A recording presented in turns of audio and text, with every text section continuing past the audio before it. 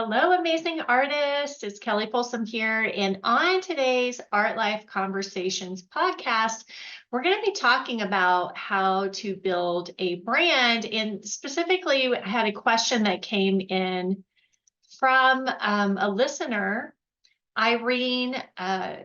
Messaged in, Kelly, I love your podcast, Kelly. I've listened to them all. My question is, how can I develop my brand? And is it possible at all while being an amateur artist? Thanks. So part of the answer to Irene's question is within her question. So you notice that she referred to herself as an amateur artist, okay? And so that would be the first thing that I would be looking at is, I would say, no, you really can't build a brand if you see yourself as an amateur artist. So that's the main thing. This is an identity issue. It is how you see yourself. It's how you see your art, and however you see yourself in your own art is how other people are going to see you as well, because you're also probably presenting yourself in a way, in an amateur way. You're probably presenting your art in an amateur way. You're probably not setting yourself up in a professional way as an artist, right? And one thing I would like to say about that, or first I would say just getting curious about that is the first place to start. Yeah, why do I see myself as an amateur artist? What do I think separates an amateur from a professional? And where do I want to be seen as a professional artist, right? Do I want to be seen as a pro? And what does it take to be seen that way, right? And am I willing to do the things that it takes to be seen as a professional artist? So yeah, I would say if we see ourselves as an amateur or maybe a hobbyist, something like that, then yes, it's probably impossible to really build a strong artistic brand, right? So the word branding, this is mostly from businesses and marketing, but it really is about how you perceive yourself. And it's also about how you communicate your brand to the customers and how your customers perceive you, right? So it all starts first with how do you perceive yourself? So you really, I guess you could have a brand that you're an amateur artist, and so you present yourself that way. So those are the three key ingredients, though: how you perceive yourself, then how you communicate that to your audience, and then how they respond and how they engage and perceive you back in return, right?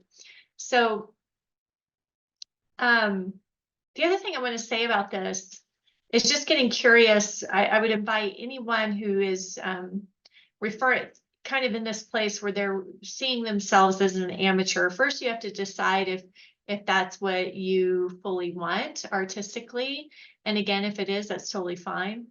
But if it's not, if you want more, then I would get curious about asking yourself, well, why do I see myself that way? And how can I begin to see myself in a different light artistically, in a more professional light? So I will share with you that even as an art student in art school, I did not see myself as an amateur. So I think this is going to be different for everybody. Now, before I enrolled in art school, I did see myself as an amateur, right? I just kind of saw myself as somebody who was dabbling, who was, kind of dipping my toe in the water of making art and trying to see, like, is this the right fit for me? Is this the thing that I want to pursue? And so I was engaging with it like an amateur, and I also saw myself as an amateur. For me, I think once I made the choice to commit fully to the path, and I did that by enrolling in art college, and I don't think that that's necessary, but I do think in our culture, our society that is really seen as, okay, this is going to be my quote unquote career, right? And so that automatically kind of shifted me out of amateur dabbling and into fully committed. This is my path.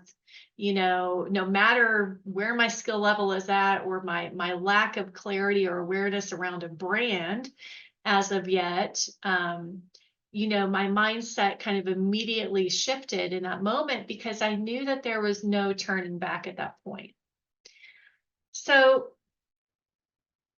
I think that is the shift that has to happen for any artist out there that wants to move from amateur to professional. You have to find where is the flip, the switch that flips, that goes, no, this is who I am now. This is how I see myself. I can see myself, even if you can't say I am a professional artist. What you want to start saying is, I can see myself as a professional artist. I can see myself building a strong brand artistically. I can see myself with a strong body of work. I can see myself with a strong artistic voice. I can see myself as an independent artist who is showing and selling their work regularly, right? Can you feel that the difference in that? And then what that does is it allows you to step into that new identity, that new vision of yourself, right? And it allows you to also have room and space to be able to grow into that identity. So I just think that's an important point, because even though I was quote unquote a student at art school, and I was also a student taking classes before art school, there was a big shift that happened when I made that internal decision, and I had that internal knowing that this is the path for me for the unforeseeable future, right? And I am committed 100%, and I am serious about it. I'm all in on it. I'm not playing games. I'm not playing around here. So it's an internal commitment. It's an internal shift that has to take place first. Otherwise, I feel like if you always see yourself as an amateur, then yes, you will always be kind of, wishy-washy, dabbling, and it's very hard, number one, to build a business like that, let alone a brand, a solid brand that people know you for with your artwork. It doesn't mean that you won't still be able to say, sell some work, get into shows, things like that. You'll probably still be able to do all of those things without necessarily, a strong brand, if that makes sense. So that's what I would say in response to Irene's question about building a brand. Is it even possible as an amateur? So you wouldn't really want to spend any time learning about branding, learning how to build a strong brand, learning what your brand actually is, until you decide, that that's what you want, and making that shift. Okay, everybody, I hope that this has been valuable to you. As always, keep those comments coming in. Let me know how I can support you this year through this podcast. That's really what I want to do. It's my heart's desire, is to put out content that's actually going to serve you where you're at. So please help me to do that. I can't really know exactly what you guys are interested in, what you're looking for, without hearing back from you. Otherwise, I can share things I've learned. I can guess, I can use analytics, things like that, to try to guess, what might be valuable content for you. But it's really you, the people who are listening to this podcast, that I'm interested in hearing from. So please send me a message at info@artlifewithkelly.com, and let me know, what you're struggling with, what your challenges are, what you would like to learn about through this podcast.